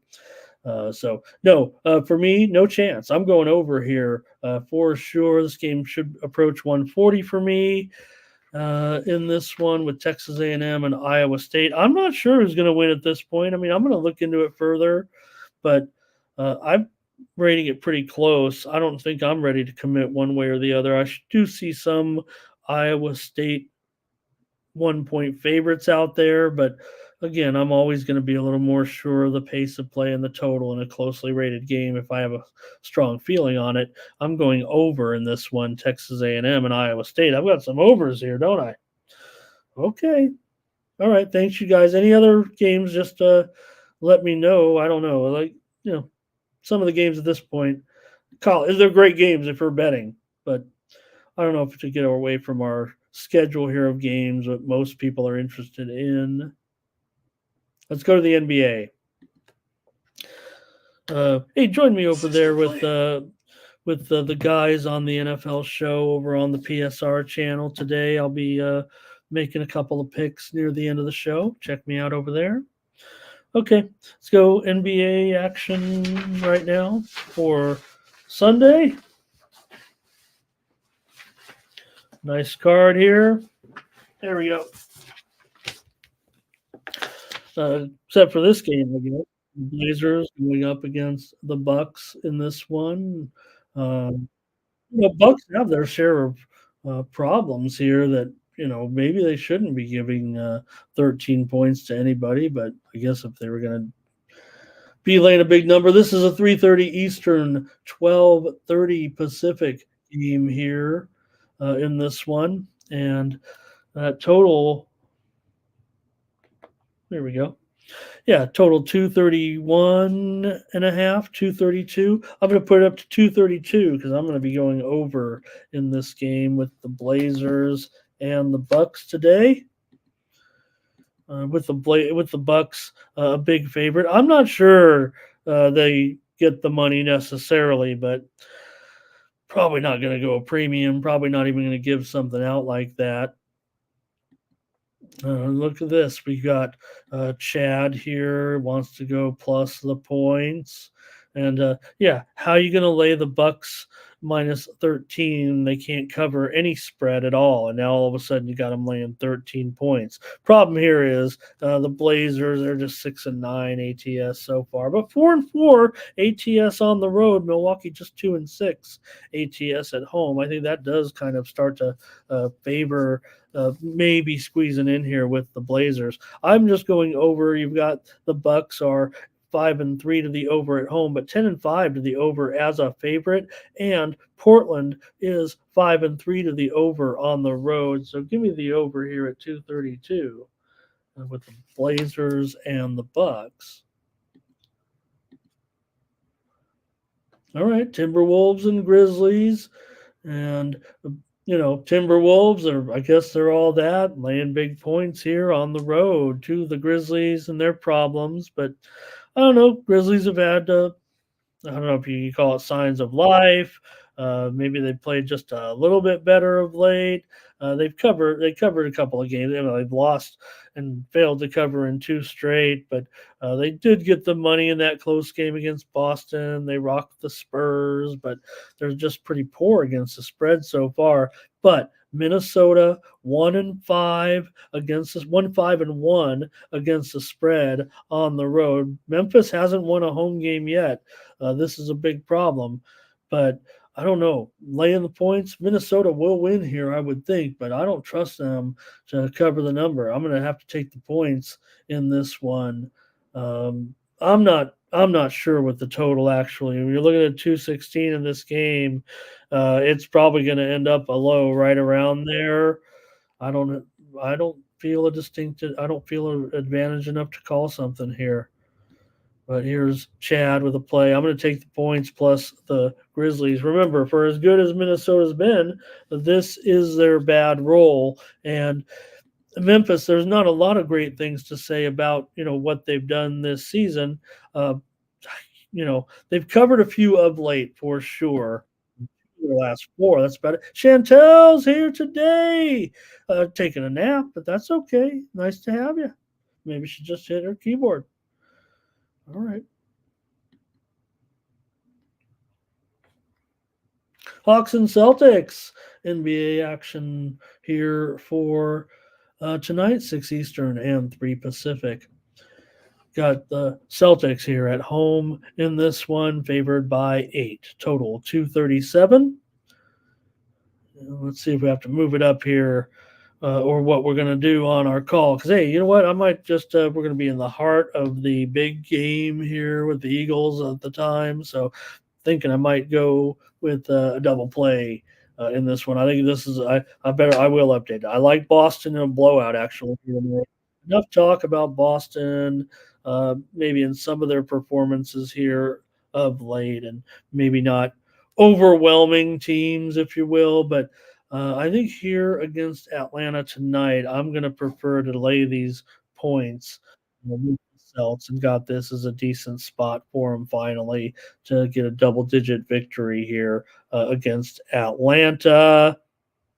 Got Atlanta just 5-10 against the spread so far this season. Celtics, if they're covering anywhere it is at home, they are 4-2 against the spread so far at home, compared to their overall spread record of 6-8-2. So I'm going to go ahead and take the Celtics and lay the points. And also in this one, I do have this one to go under this number. Right now, you do have the Celtics have gone under in 8 of their last 10 games, and both teams. Let's see, Celtics under in 4 of their last 6, also, and Atlanta 2-4-1 to the under in their last 7 games. So Celtics and under. I'm going to give out 2 plays in this one. I might on a couple of games today with this NFL card so attractive. Hint, hint.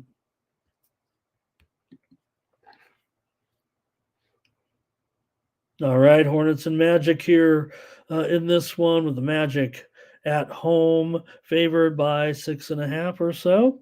Yeah. Oh boy, call it 7.5. 7.5 for the Magic. This one's been on. Hey, I'll take it. I'll call it 7 because I think I'm going to be on the Hornets. Let's see here. Check my plays and maybe see what you guys got as well.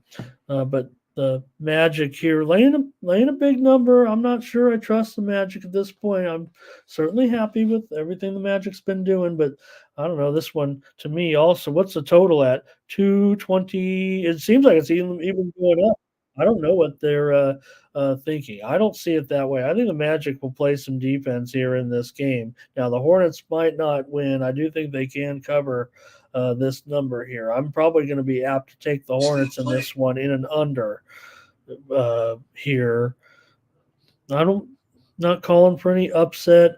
I don't, I just don't know if I can trust. No, the Magic have been incredible so far at home, no doubt. But the Hornets are 3-2 against the spread on the road. Magic are the best. We've been making so much money with them. It feels like we're on a buy, like a sell high spot to a certain extent with the Magic right now.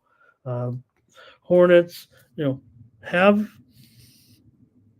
their spread record's about the same as their record. Let's see, they're 5-9 and 5-8-1 against the spread. But like I said, they have 3 covers on the road so far. I think the Magic are starting to get a little bit too overrated. We've been on them. We've been on them. You know it. I know it. We've been back in the Magic here. And this feels like it's the Chad challenge. He's going to lay the magic. Says there's still value. I would contest that, actually. This spread was as low as -6 at DraftKings. So I don't think there have been any injuries in this game. It's up to 7.5 for the most part. I'm giving myself the Ramon challenge to a certain extent, and I'll just take 7 points. You can lay 7, but as far as value is concerned, now if it's value against Chad's numbers, yes, maybe that is the case. But I don't think the value is there, and he got it at 6. So, all right, I'll take 6 then, but I'll take 7 on the show. That's about as low as I can challenge myself realistically here to take the Hornets. And I do like the under. I like the under. If anything, Chad, I will say this. I like the under stronger than I do the side in this one. I like the under in this game for sure. Feels like a premium, but I don't know if I'm going to give out an NBA premium on the card in the middle of the NFL right now uh, given my current NBA rating.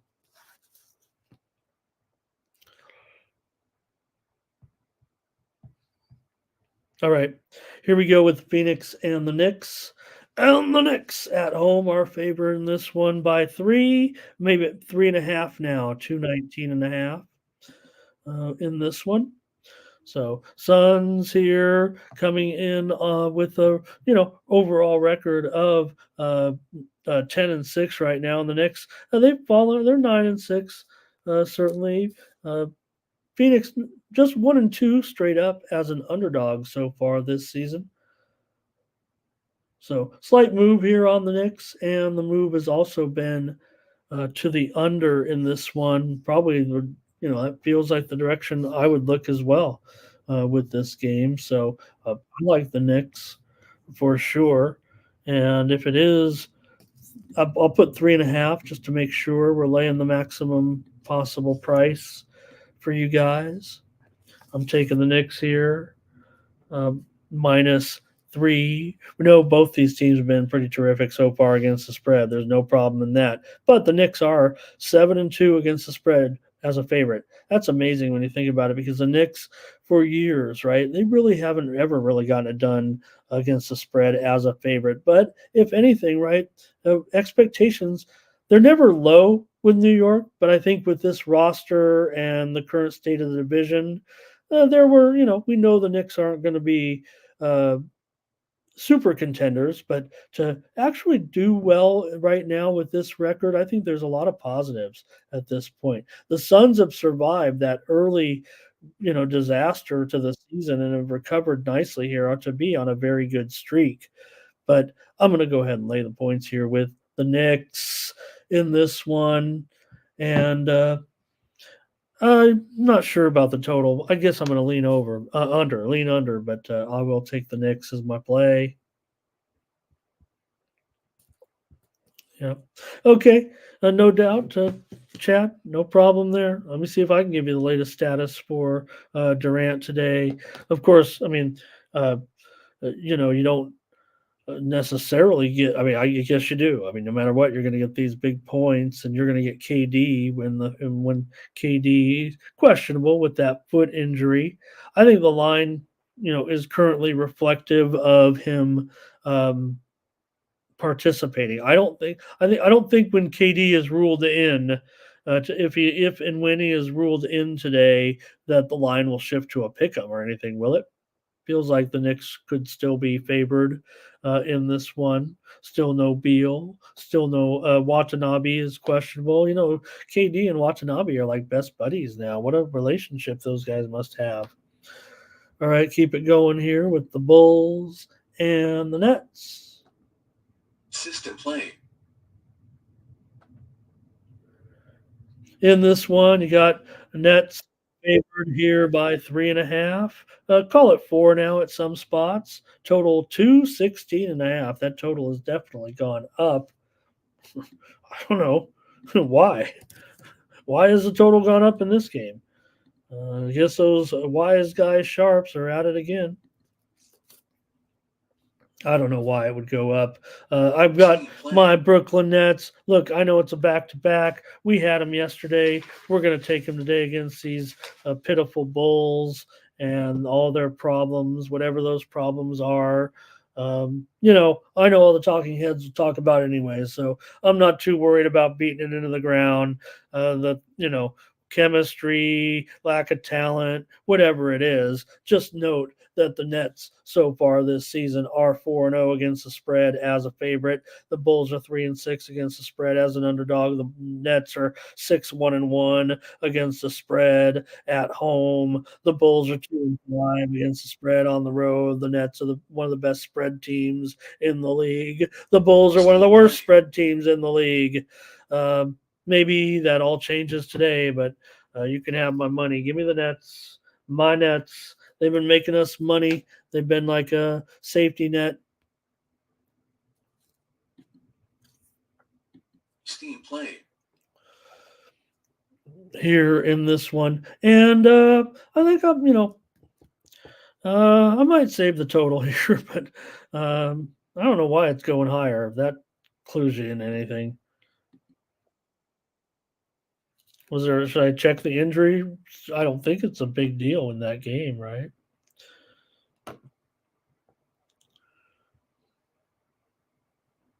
Zach LaVine questionable with a foot injury. I mean, he's the chemistry killer, anyways. We'd want him into the game, right? I know that would hurt the total. Maybe Zach's going to be in there, but all right.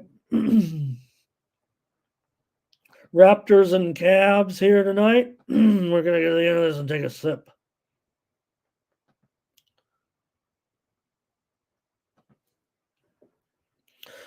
Cavaliers here at home against the Raptors. A little bit of a move here. Some look aheads were a little bit higher than this. The move has definitely been to the Raptors a little bit with Darius questionable in this game with a neck injury. So, he's kind of key, and we don't know his status here currently in this one, but just kind of a significant spread here necessarily. Toronto kind of doing a nice job, and Cleveland, we know they've kind of been an underachiever here at this point. Can the Raptors actually get this one on the road here? They're playing interesting right now, and getting a lot of support here from sharps, it appears to me. So I know that I definitely think that or under is in play here, isn't it, with these two teams? Now, maybe the perception is it's going to go over with the Raptors and the Cavs, and apparently the spread is effed. Is it effed? Because it's so close, right? No one. Chad does not want to back the Raptors because he feels like he should be getting probably like 3 or 4 points in this one, and that the Cavs are not favored maybe like they should be. Maybe he feels like the Cavaliers should be a bigger favorite in this one. It feels like. So I'm going to just have to take the under here as my play in this one. System play. I want to play that as a premium, but I can't get on the Raptors either.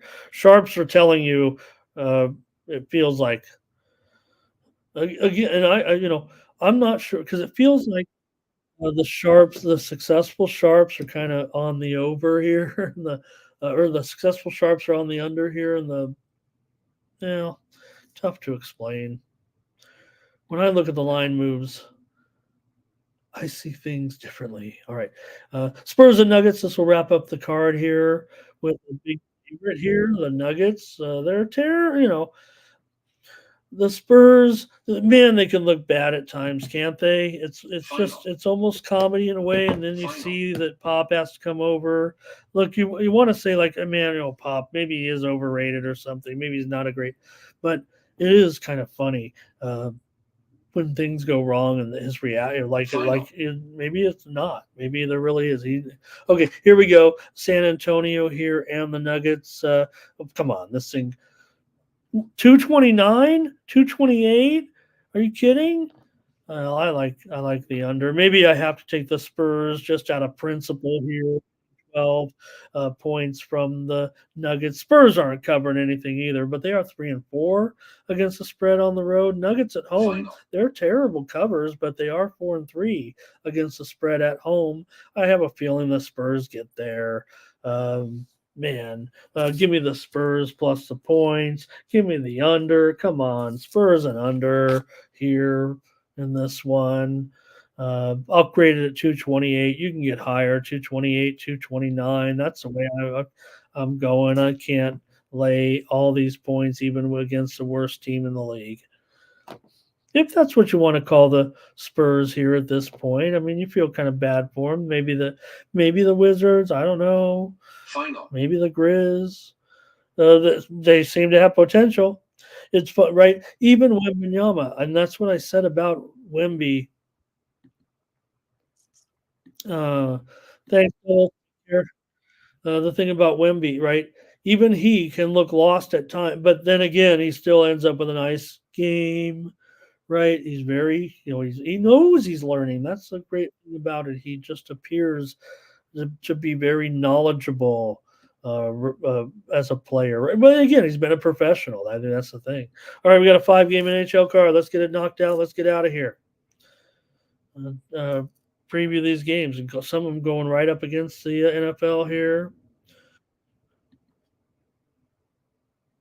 And we'll see about these goalies, see if we got the right ones, see if there's any changes. We got Lyon here for the Red Wings, Gustafson for the Wild in this one. You got the Wild here, favorite on the road, huh? At minus $1.15 or $1.20 or so, and the total currently at 6.5. All right. All right, now for me in this one, I can only, I think, look at this one one way. I'm going to end up here on the under with the Wild and the Red Wings here at 6.5. I probably would want to give a look to, in fact, let's do it. I'm going to take the Red Wings as well. Early game, not going premium here. Red Wings to win in a low against the Wild in this one. Look, Red Wings pretty pleased with what's going on with them and the Wild. Were they overrated coming into the season? Is this the Wild we should have been expecting the whole time with their poor record at this point? I don't know, but for me, these two teams have been producing a lot of higher scoring games, no doubt. But on the road, I'm not sure that the Wild will score enough here necessarily. I like the Red Wings to win this one. I'm thinking 3-2, 4-2 is more likely the result than goals scored with these two teams. Because Minnesota's just 2-5 on the road. That's where they're having a little bit of trouble offensively. They've also won just 2 of their last 10 games, earned a couple of points in those other 2. They're 2-6-2, I believe, over their last 10. So give me the Red Wings here and the under in this one. So back-to-back action for the Wild. Yeah, yesterday. What did we say we did? What did we say we did in that one? We had the all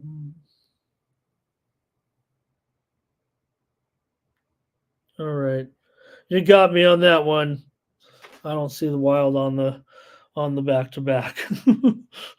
That's what I was like, what? Okay. Thank you for your plays on this one. Josh, I don't know if I like I said, these are the ones where you're like, hey, maybe the Sharps know better, right? Because I am showing sharp action, probably running about 3-1 in favor of Minnesota. So I don't know. I'm taking the Red Wings. All right, here we go. St. Louis and Chicago today. This one goes at 2 Eastern and 11 Pacific. St. Louis on the road here. This should be Goal City, shouldn't it? With the Blues and the Blackhawks today. I know that these guys do go under for the most part, but I think against one another, I think if the Blues are going to be favored, I favor goals in this one. That's the way I've got to look at it. You got a St. Louis team that is above 500 right now. I think they can handle this game against the Blackhawks. They've already played twice already this season. St. Louis won at home, but Chicago won on the road. The last game was, or Chicago won both. The home teams have won both games so far, but Chicago won the first one here at home, just 2-1. But I'm more in taking the over 6.5 goals. I feel a little bit contrarian, maybe. I think people are going to look at this and probably want to take the under. Bovada opened at 6 over 20, but I want the over tonight.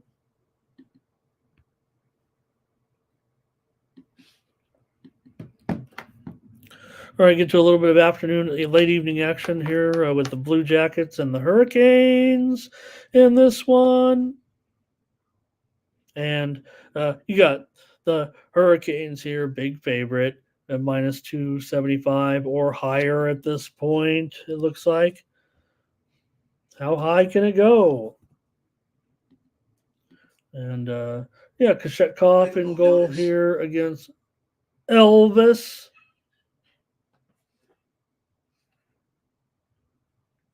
So I don't know. Columbus has been pretty terrific on the puck line so far this season. I don't know why I wouldn't want to take them here, get at this decent price. Want to mention real quick, you guys. I know we talked about that Asheville game.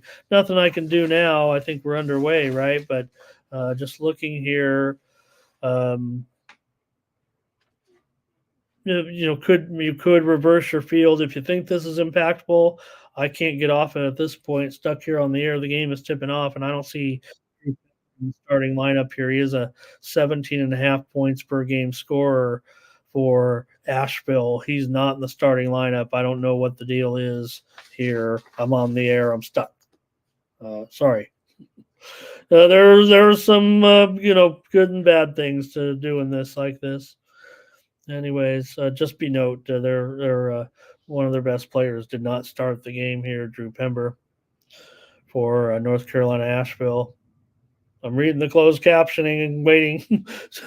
Okay, got to keep going here with this game. Anyways, won't spend too much time on it. Hammond and Hahn, give me Columbus here. They're just terrific so far this season on the puck line. They've been kind of one of our money makers. They're 8-2 to the puck line on the road so far this season. And a pretty decent price here in this one. And look, they're always kind of, sometimes they're getting some good prices. So even the ones that they've been, decent money on, even money, or minus $1.10, $1.20, whatever. Here, that's the way I'm going to look. Columbus 12-6 as a puck line dog so far. Carolina 6-11 as a puck line favorite. Give me Columbus here in this one, and give me the over. Why don't you? Let's take over as well at 6.5. Is it under minus 120? That's fine. It might be under minus 115. I'm not going to update this one. We got to move on. Give me Columbus puck line and the over. Here's the Jets and the Predators in this one. And like I said, they just keep betting the Predators. I guess are a real favorite of the wise, or somebody anyway, at Nashville. Here, an underdog at home. We're seeing this total definitely on the move lower. Everybody's at 6 over now. Heavy action to the under in this one. And I think we can call it 6 over 20, maybe for the most part. I do see some 6 over 30s as well. So who knows? We'll just keep it right there right now at that price. But this one's going to be a pretty tough one. This one feels like the toughest game on the card for me right now. Jets certainly doing well with their awesome record, 12-5, but on the road here, still pretty good, but still Nashville 6-4 at home so far this season. Nashville 3-7 to the under at home so far this season. These teams, pretty much for the most part go over. And look, I'll tell you what, I'm going to call it. I'm going to call it 6.5 over 30. I better give myself the maximum juice possible. I don't see anything cheaper than that, but I think I'm going to have to go over that 6, even at that price. Um, I know the move is on the under. I'm sure the sharps are on the probably reeks of 3-2 to them, but I'm going to take the over in this one at 6.5. I mean, at 6 over. Again, 6.5, you can get a little plus money there, so you could consider that. But it's hockey. It's only going to be 5, 6, or 7 probably. All right, Ducks and those Oilers. Obviously, the Oilers are skating ahead to the championship now. Now that everything's fixed and recovered, and soon they'll be back to their status as a good team. It'll only take a few games. There's just 6-12 so far. Anaheim 9-11. Yeah, we tried to go with Anaheim the other night against my Kings, or my Ducks against my Kings. What happened? Anyways, last game on the card. And let's see. Oh, yeah, I know what I'm doing for sure. Like I said, Edmonton, it's all good now. It's all fixed, right? They'll probably go on and crush the Ducks here in this one. Ducks have done their best work away from home. They are 5-3 on the road so far this season. Note that Edmonton 11-7-1 to the over. I'm going over in this one. That's my call. Take Anaheim and Edmonton to go over in this one. They have not met yet so far this season, so I'll take the over. Edmonton at home. Is it? Let me give it the worst price possible here. I think we can call it 7. I'll call it 7 under 30, just to penalize myself and make it as painful as possible. Go over tonight. Edmonton probably gets the win here. It could be 4-3. It could be 5-3. I'm thinking 4-3 or 5, or I was better say 5-3, 5-3, 5 maybe. I hope the Ducks can 4, but feels like Edmonton is in line finally for a good home performance to get some scoring done here. Finally, now that we've seen Edmonton all over the place with all those teams. Thank you. Hello to Dave Ferner. Hello, everybody. Thank you. That's it. Show's over, Dave. We gotta go. Join me over on the PSR show. We'll be talking a little pro football over there here in a little while. Show's underway. I'm scheduled to be on there in about an hour or so. So check me out over there. And come back tomorrow for more sports picks here on the Tony's Picks YouTube channel. Don't forget, check out my top plays today with my early win down 5-pack premium pass here. I'll fix that. Believe me, I'm sure everyone's going to say, boy, we're not going to buy our picks, from Ramon. He can't even spell window. So let me see here, show you how I think we can get this taken care of with the early win down 5-pack. Let's see. All right, let's try it. Did you see me update it there live on the, didn't give away the pick, did I? All right. Anyways, I don't think it showed the picks in there, did it? As I fixed the, we saw a little backstage preview there. All right, there we go. Early window 5-pack from me, $30 NFL. It's all fixed, and I need to put the footballs back up there. What happened? All right. Thanks a lot, everybody. Catch you tomorrow with more Morning Steam. Be back here tomorrow, 9 a.m. Eastern and 6 a.m. Pacific time. All right. For Tony'sPicks.com. I'm Ramon Scott.